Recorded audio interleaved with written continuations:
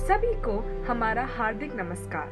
आज India international school और संस्कार स्कूल आप सभी के सामने एक छोटा वीडियो प्रस्तुत करते हैं। इस वीडियो का उद्देश्य श्रम वर्ग और श्रम फर्मों को सरकार द्वारा जारी श्रम संहिता के बारे में जागरूक करना है। अंतर्राष्ट्रीय श्रम दिवस को अंतर्राष्ट्रीय मजदूर दिवस व मई दिवस के नाम से भी जाना जाता है, जो अंतर्राष्ट्रीय श्रमिक संघ को प्रचालित और बढ़ावा देने के लिए अंतर्राष्ट्रीय स्तर पर मनाया जाता है। विश्व भर में 1 मई को मनाया जाता है, जो यूरोप में पारंपरिक गर्मी के अवकाश के रूप में घोषित किया गया है। दुनिया के लगभग 80 देशों में इसे राष्ट्रीय अवकाश के रूप में भी घोषित किया हुआ है, जबकि बहुत सारे देशों में इसे अनाधिकारिक तौर पर मनाया जाता है। पिछले साल अगस्त में कोड ऑन वेजेस 2019 प्रकाशित किया गया था।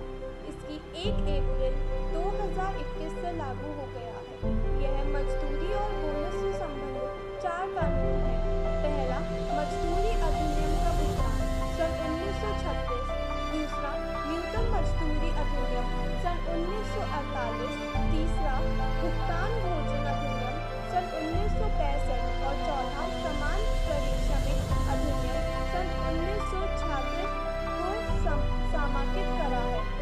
इस कोड में भारत में सभी श्रमिकों को मजदूरी के न्यूनतम और समय पर भुगतान के लिए प्रावधान किया गया है। सरकार का मानना है कि इससे भारत में ईज ऑफ डूइंग बिजनेस आसान होगा।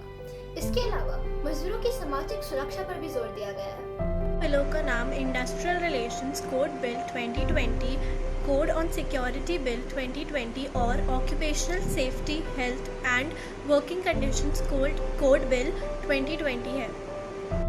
भारत में लेबर लॉ को आसान बनाने के लिए मोदी सरकार लंबे समय से 44 सेंट्रल लेबर एक्ट को मिलाकर 4 लेबर कोड की बात करती रही है। इसके अलावा मजदूरों की परिस्थिति में भी सुधार होगा। लेबर लॉ आसान होने के कारण यहाँ विदेशी कंपनियां निवेश करने के लिए आकर्षित होंगी। आइए जानते हैं लेबर लॉ की प्रमुख बातें क्या हैं तथा इसमें क्या सकारात्मक सुझाव आए हैं। नए लेबर कोड्स के तहत देश के 50 करोड़ ऑर्गेनाइज्ड, अनऑर्गेनाइज्ड और सेल्फ एम्प्लॉयड वर्कर्स को मिनिमम वेज और सोशल सिक्योरिटी देने की बात की गई है। अनऑर्गेनाइज्ड सेक्टर में काम करने वाले 40 करोड़ लोगों के लिए सोशल सिक्योरिटी फंड भी तैयार किया जाएगा। इस फंड की मदद से असंगठित क्षेत्र में काम करने वाले मजदूरों को death insurance, accidental insurance, maternity benefits और पेंशन का लाभ मिलेगा। इसका मकसद यूनिवर्सल सिक्योरिटी कवरेज देना है। नए लेबर लॉ में महिलाओं को पुरुषों के बराबर सैलरी देने की बात की गई है। वर्किंग जर्नलिस्ट की परिभाषा में भी बदलाव किया जाएगा। इसमें डिजिटल और इलेक्ट्रॉनिक मीडिया के पत्रकार भी शामिल होंगे। Occupational safety health and working conditions code bill 2020 ने लीव पॉलिसी के नियम में भी बदलाव किया है। इसके तहत अब 2040 की जगह 1080 दिन काम करने के बाद एक लेबर छुट्टी पाने का हकदार बन जाता है। इस कोड के मुताबिक अगर किसी कर्मचारी को कार्यस्थल पर चोट लग जाती है तो उसे 50% तक का मुआवजा मिलेगा। कुल मिलाकर कर्मचारियों के लिए एक सुरक्षित माहौल तैयार करने का प्रयास किया गया है। सोशल सिक्योरिटी कोड में ESIC और EPFO की सुविधा का विस्तार किया जा रहा है। ESIC की सुविधा अब अनऑर्गेनाइज्ड सेक्टर में काम करने वाले वर्कर्स, गिग्स, प्लेटफॉर्म वर्कर्स को भी मिलेगी। अगर किसी इंस्टीट्यूशन में 10 से कम मजदूर काम करते हैं तो वहाँ इसे लागू किया जाएगा, और अगर किसी संस्थान में 20 से ज़्यादा कर्मचारी काम करते हैं तो वहाँ EPFO के नियम लागू होंगे। माइग्रेंट वर्कर्स के लिए परिभाषा में बदलाव किया गया है। अगर कोई मजदूर दूसरे राज्य से आता है और उसकी सैलरी 18,000 से कम होती है तो वह माइग्रेंट वर्कर्स या फिर प्रवासी मजदूरों की कैटेगरी में शामिल होगा। माइग्रेंट वर्कर्स को तमाम सरकारी योजनाओं का लाभ मिलेगा। सरकार ने माइग्रेंट वर्कर्स के लिए डेटाबेस तैयार करने का फैसला किया है। प्रवासी मजदूरों के मालिकों को साल में एक बार उन्हें घर जाने के लिए ट्रैवल अलाउंस देना होगा। श्रमिकों के लिए मिनिमम वेज कोड लागू किया जाएगा। इसमें सभी वर्गों के मजदूरों को कवर किया जाएगा। देश में मिनिमम वेज कोड लागू होने का सभी मजदूरों के लिए एक न्यूनतम मजदूरी सुनिश्चित हो सकेगी। इससे देश के करीब 50 करोड़ मजदूरों को फायदा होगा।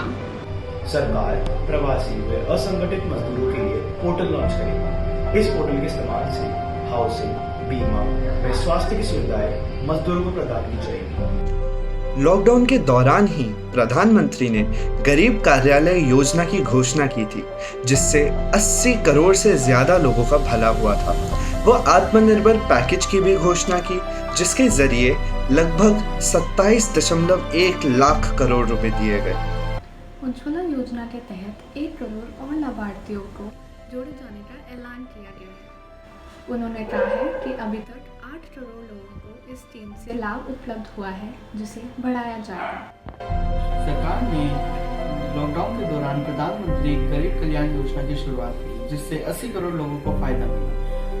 प्रवासी मजदूरों के लिए अहम सूचना तो ये रही कि सरकार उनके लिए एक पोर्टल शुरू करने जा रही है।